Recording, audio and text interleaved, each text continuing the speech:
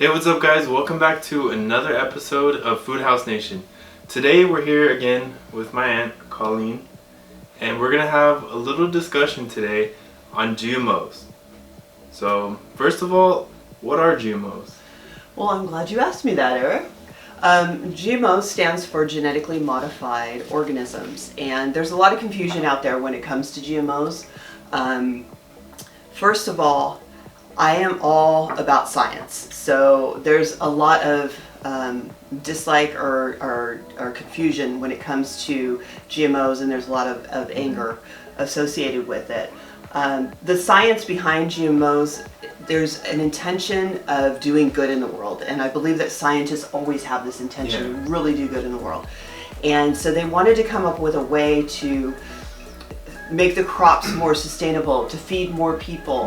In China, they were coming up with infusing vitamin A into the rice crops, so that because there's a huge vitamin A deficiency in these countries, so they wanted that so that it would make the population healthier. So I believe there is a good intention behind the idea of genetically modified organisms. However, some companies have taken them a step beyond good and into a very shady area, which is all about profits.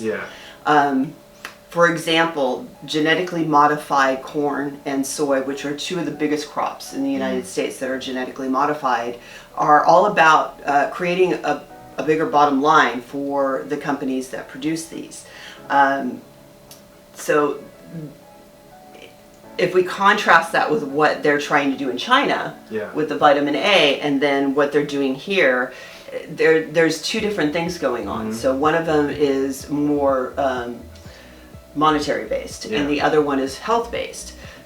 Here in this country, like I said, the two biggest crops are corn and soy. Corn isn't even consumed. The 95% of crops that are GMO in this country aren't even consumed by people. They're consumed by livestock. Wow. It's fed to the cows and the chickens and things like that. So that the meat that we're eating, so that the eggs that we get from the chickens are all have this genetically modified component in them. So this is not helping to feed masses. This is helping to feed more livestock to a very protein intense country as it is to begin with. Now I can see from like the farmer's perspective why they would do that, because you know they have an abundance of this to feed their animals and stuff, but how does that affect our health? Well, at this point we know some. We know enough to know that it's not affecting us in a good way. We don't know the long-term effects of it, but we can see that there's trends in our health along with the trends of the growing GMO used in our food products. So corn, for example, it's used in the corn crops. Not only is corn fed to the livestock, but corn is also used to create high fructose corn syrup, which is in all the soda pop. Oh, not all the soda pop, most of the soda in the nation. Try to stay away from high fructose. I know that's a bad one for you. So. It's in almost every sweet product, candy, things like this. So it's higher intensity sugar, and it's a cheaper sugar, and that's why they all use it. So now we have anybody who eats anything with high fructose corn syrup, you have genetically modified food substances in your bloodstream now. So that's really scary to think about, actually. It is scary, especially since we don't know. Like I said, we don't know. There's specific things we can tie to it. We know that the glyphosate, which is used in the corn and the soy crops, is making us sick. But how is it making us sick? Autoimmune disease.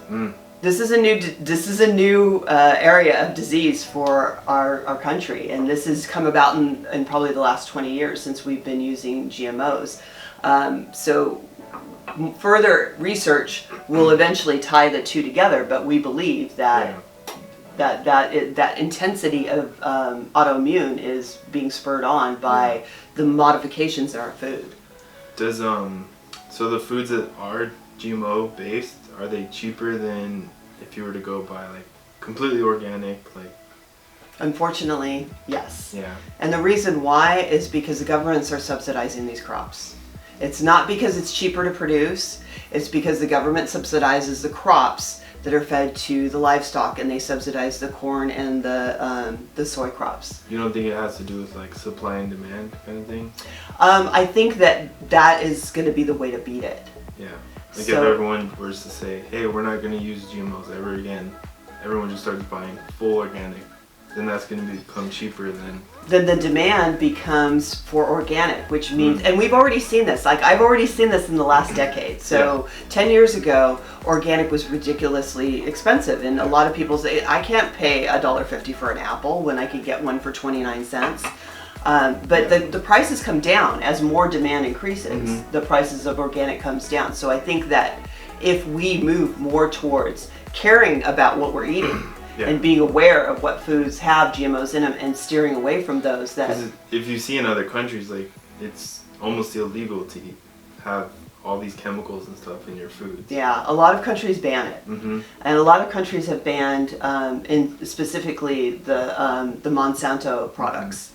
And they will not have it. I think, I'm trying to remember. There was is it Thailand or something? It was one of the most recent ones to say they're not going to use it in their crops anymore.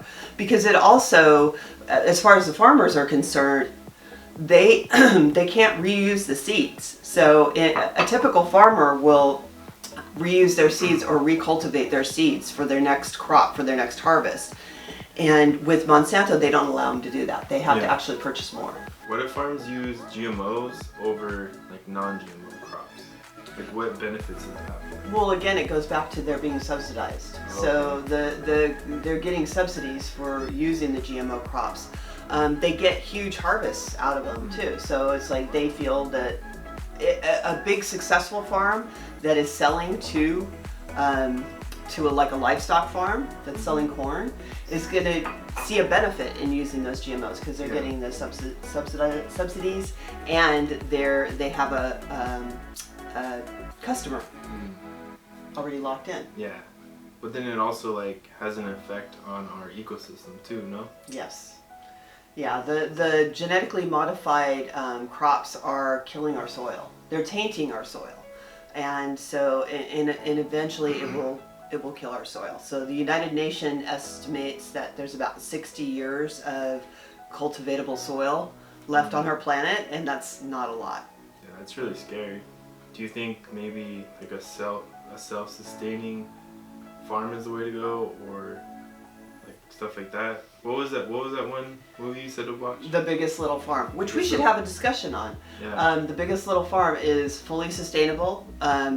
They're farming in harmony with nature. And if you get a chance to watch this movie, you can rent it on Prime or it's streaming on Hulu. It's called The Biggest Little Farm. And that is our future. If we could support farms like that. And that's why I encourage, go to the farmer's market to buy your produce. It's not just a trendy thing to do.